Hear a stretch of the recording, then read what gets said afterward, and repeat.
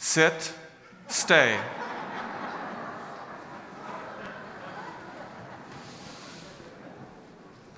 Very good. When I was growing up, we had a Pembroke Welsh Corgi named Bunny.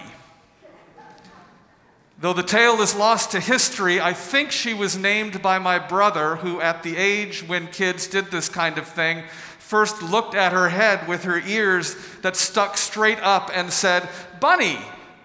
So this animal, not cursed with any knowledge of the English language, went through life blissfully unaware that she was being continually misspecied. Now, corgis are herding dogs, and this was an instinct that was deeply embedded in Bunny. We had a swimming pool in our backyard, and when we would swim, she would get panicky and run around and around the pool, barking at us and even nipping at our heels when we were standing on the edge preparing to jump in. And this instinct kicked into overdrive when one day we brought into the family a white cat, whom we are convinced that Bunny thought was a sheep, because she would run circles around and literally try to herd her. So I suppose misspeciing had a considerably more annoying effect on our cat. In our family room, my mom had a gold rocking chair recliner, you know, the kind that were popular in the 1970s. It was backed into a corner, and it was Mom's chair where she would sit and watch TV or read, and there was a space behind it that was just big enough for Bunny to curl up in the corner with the wall at her back and the back of the chair providing a shelter over her. It was her favorite place. If she wasn't around, that's always where we would find her. Now, I say that space was just big enough, but really, there was a little more room there, because when I was really little, I used to squeeze myself in there and lie facing her or wedge myself between her and the wall. And though I know I had to have been disturbing her, she rarely got up and left, but would adjust herself and make room for me. And in that little space behind my mom's chair, I would talk with her and imagine that she was talking back. I would pet her, and she would lick my hands and my face.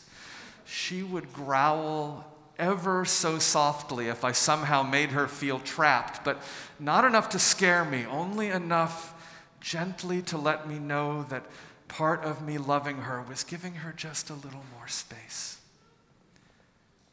I don't have many memories of that early part of my life. I must have been 3 or maybe 4 years old, but I remember being squeezed in behind that chair with Bunny, and I don't just remember it up here, I remember it in here. I didn't feel alone. I felt safe. I felt understood. I felt loved. Now, all of our life stories are incredibly different, and yet every single one of us comes from a common experience. At the moment of our birth, someone held us and looked on us with love. Even if it was only for the briefest of moments, even if we had parents who fell far short of providing that safe, loving environment for us from that point onward, or if we had no people to fill the role of parent after birth at all, every one of us at least entered this life with an initial experience of being held in awe and love. And I know this because it is both human nature when we are presented with new life coming into the world to hold it with awe and love. And also because if we hadn't, we literally would have not survived. We wouldn't be here. No matter how different our lives have been since that moment, we all share that common origin story. We emerged from the womb and we were held and we were looked at with at least some measure of awe, and we were looked on with love. As we made the first of what would be many difficult transitions in our life, even if it was only for a minute, the first imprint on our conscious psyche was, you are safe You are amazing. You are loved. You are home. The rest of the story of our lives is a tale of those messages being either reinforced or diminished. That is the role of truth and lie in our lives. For those first messages, they are deep truth. You are safe. You are amazing. You are loved. You are home. And we live in a world where far too often those messages are not sustained. We live in a world where far too often we hear the opposite, that we are in danger, we are worthless, we are unlovable, that we don't belong. Those are lies. And yet our deepest fear is that they are true.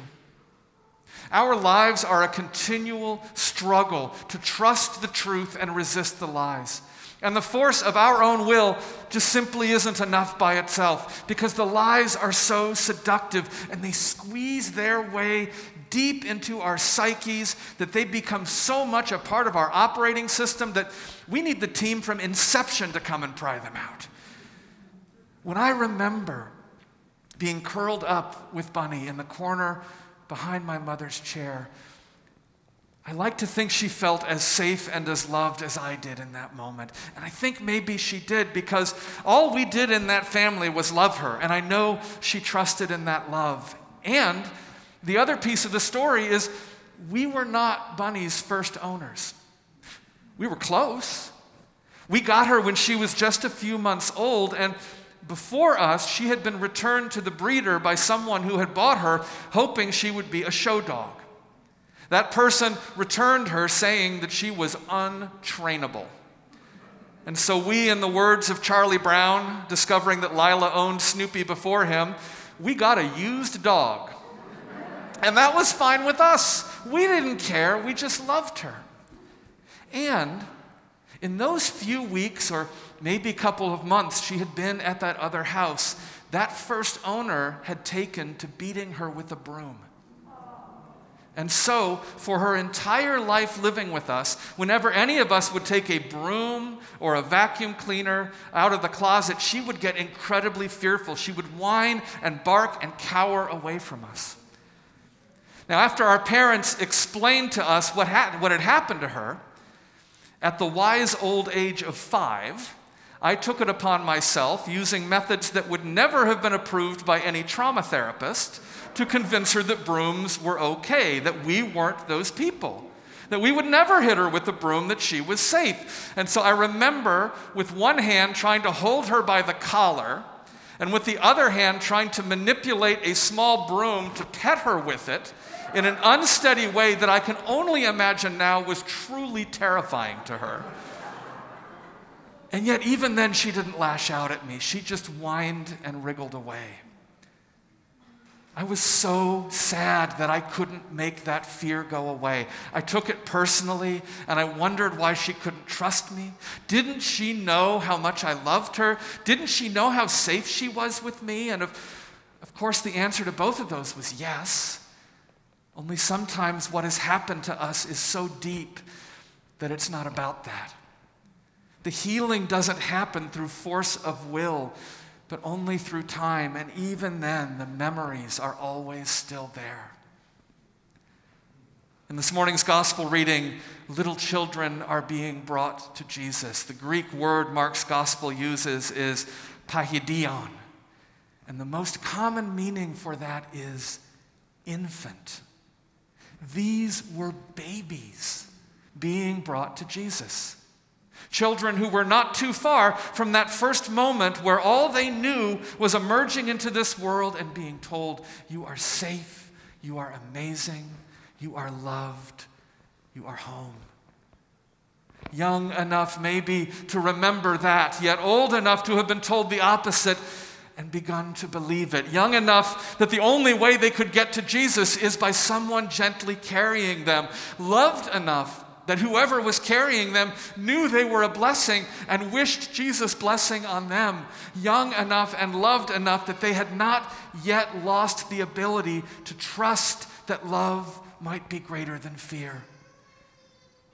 Now the disciples, older, like most of us, had heard the other messages far too long. They didn't see what Jesus saw. They saw those children, if not as worthless, then certainly worth less, because they had not yet grown up and been instructed in and learned the ways of the world. How could they be worth Jesus' time? But Jesus knew what made them unique was not what they had learned, but in what they had not learned yet. They had not learned cynicism. They had not learned rejection. They had not learned hate. Let the little children come to me, Jesus says. Jesus doing what he always does, spying the most marginalized and vulnerable and setting them in the center of the community and letting them become the agenda. Let the little children, the babies, come to me, Jesus says, because maybe they still remember. Maybe, just maybe, they still trust. You are safe. You are amazing.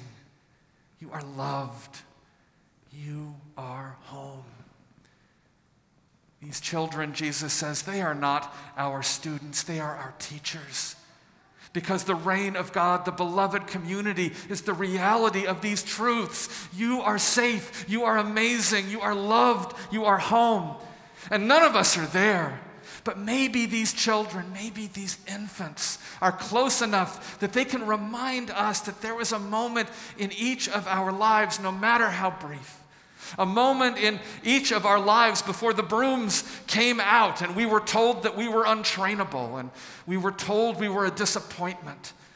A moment in each of our lives where we just knew and trusted that there was no transition we couldn't make it through, that no matter what happened, everything really was going to be all right, that no matter what, we were safe, amazing, loved, home. My entire life, I have been searching for that space behind my mother's chair. And I wonder if you have been too. That safe place I can squeeze into, not with someone who is perfect, but with others who struggle as I do, as we all do, with balancing the hope that we are loved and safe with the reality of all the times we haven't been. In whispers, being able to have the conversations we do not yet have the courage or perhaps even the vocabulary to have out in the rest of the world. Trusting that if we cross boundaries, a gentle growl will let us know. But even then, we know we need not fear because grace, trust, and love are strong enough. My entire life, I have been searching for that space behind my mother's chair. And I know it is what drew me to the church, and I know it is what continues to draw me to this community, not because we are always that perfect place, but because we believe in the possibility of community where love comes without judgment, where our wounds are not liabilities, and where together we can remember deep truths long buried. We bless animals. Jesus blessed children, not out of sentimentality, but because they are all reminders of those deepest truths we so long to trust. Reminders that it's okay that we can't magically fix our wounds because our wounds do not define us and the lies are not the truth. We bless animals and Jesus blessed children because they are sacraments of a God who right now, still and always, cradles you in her arms, looks on you with love, holds you to her breast, and whispers in your ear, you are safe, you are amazing, you are loved, you are